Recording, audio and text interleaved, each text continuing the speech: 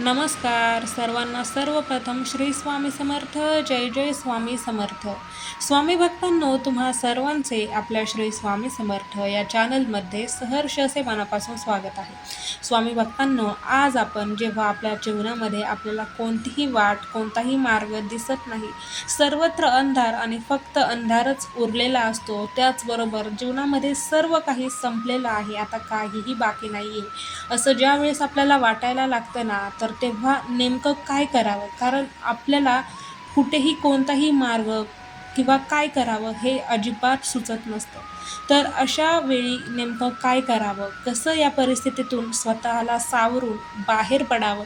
हे आज आपण ह्या व्हिडिओ थ्रू जाणून घेणार आहोत आणि त्यासाठी आजचा व्हिडिओ हा तुम्हाला अगदी लास्टपर्यंत पाहावा लागेल. चला तर मग आजच्या व्हिडिओला सुरुवात करूया. तर स्वामी भक्तांनो, जीवनामध्ये जेव्हा पण कधी पण जेव्हा आपल्याला असं वाटेल ना, की आता आपल्या जीवनामध्ये काहीही बाकी नाही आहे, काहीही उरलेलं नाही, सर्व काही संपलेलं आहे. कारण आयुष्यामध्ये खूप साऱ्या अडचणी, खूप सारे अडथळे येत असतात. सर्व बाजूंनी संकटांनी आपल्याला ग्रासलेलं असतं. चिंता, ताणतणाव, नैराश्य, दुःख, त्याचबरोबर अडथळे, अडचणी, मोठी मोठी संकटे, या सर्व गोष्टींनी आपल्याला जेव्हा वेढलेलं असतं ना, तेव्हा आपण ह्या सर्व परिस्थितीचा सामना करता करता खचून जातो, हार मानतो, थकून जातो आणि मग अशी परिस्थिती येते की आपल्याला क्षणात असं वाटतं की आता काहीही बाकी नाही आहे किंवा सर्व काही संपले आहे किंवा सर्व काही संपवावं असं वाटायला लागतं. कारण अशा या परिस्थितीचा सामना आजच्या या युगामध्ये, आजच्या या काळामध्ये कित्येक लोक करत असतात आणि ते आपण पाहतोयही. पण तुम्हाला माहिती आहे का, की ही जी कंडिशन आहे, तर या कंडिशनमधून आपण सुखरूपपणे बाहेर पडू शकतो. होय स्वामी भक्तांनो, त्यासाठी काय करावं लागेल हे आपण पाहूया. तर सर्वप्रथम ज्या गोष्टी आपल्या हातामध्ये आहेत, त्याच गोष्टींचा विचार करा. ज्या गोष्टी आपल्या हातामध्ये नाही आहेत, त्या गोष्टी सोडून द्या.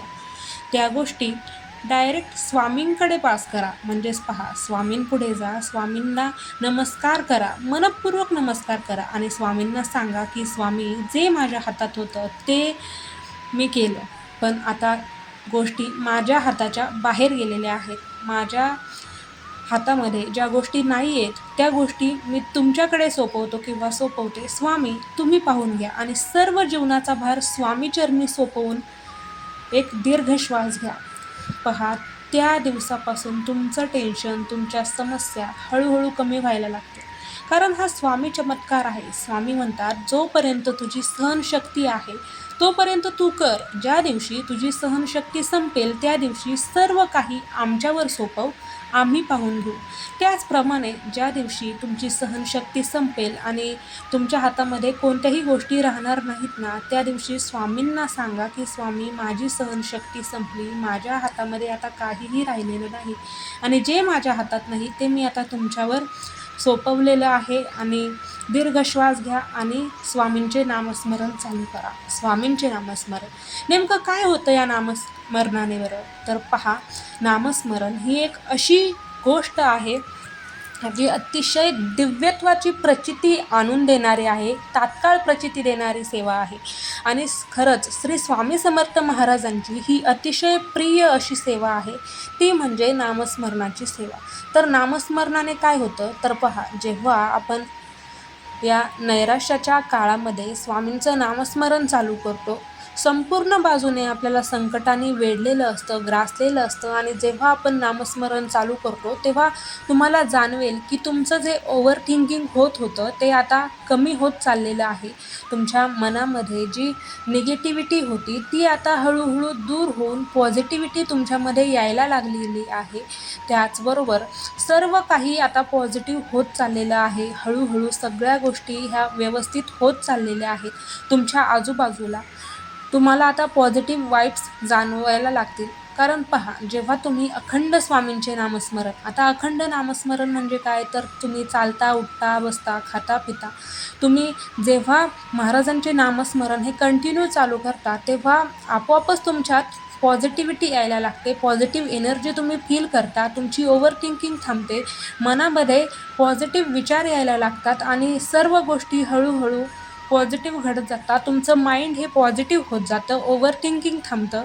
आणि तुम्हाला माहिती आहे का की जेव्हा तुम्ही कंटिन्यू अखंड स्वामींचे नामस्मरण करत असता, तेव्हा तुम्हाला माहिती आहे का की सूक्ष्म रूपामध्ये स्वामी तुमच्या सभोवताली वावरत असतात.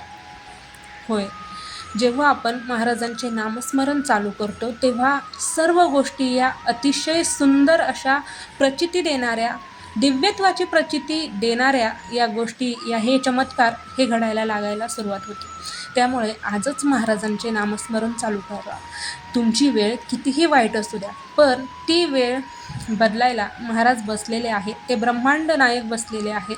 तुम्ही फक्त महाराजांचे नामस्मरण चालू करा. भलेही तुम्हाला स्वामींपुढे बसून नामस्मरण करायला किंवा स्वामींच्या इतर सेवा करायला जमत नसेल, पण तरीही तुम्ही तुमचं जे काही रोजचं काम चालू असतं त्या कामामध्ये चालता उठता बसता खाता पिता तुम्ही स्वामींचे नामस्मरण हे करू शकता.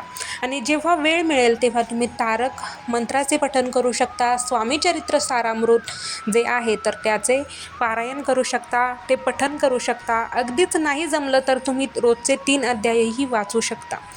तर नामस्मरणाची सेवा ही अशी आहे जी आपण आपल्या रोजच्या दैनंदिन जीवनात आपल्या कामामध्ये व्यस्त असतानाही करू शकतो. आणि लक्षात घ्या की नामस्मरण ही जी सेवा आहे तर ती सेवा अगदी साधी सरळ सोपी सेवा जरी असली तरी स्वामींना ती अतिशय प्रिय आहे.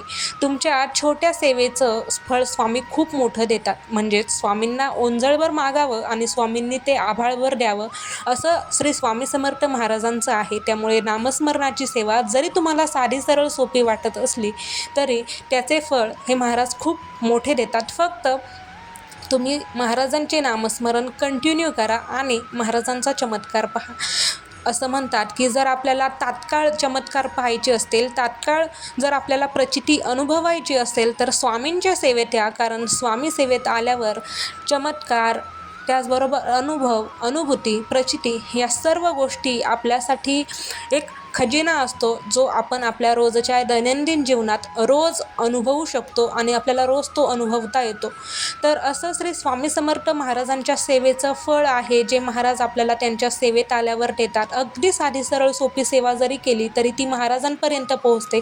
फक्त श्रद्धा विश्वास ही अतिशय महत्त्वाची गोष्ट आहे जी स्वामी सेवेत आल्यावर तुमच्यामध्ये रुजायला हवी, तुमच्यामध्ये असायला हवी.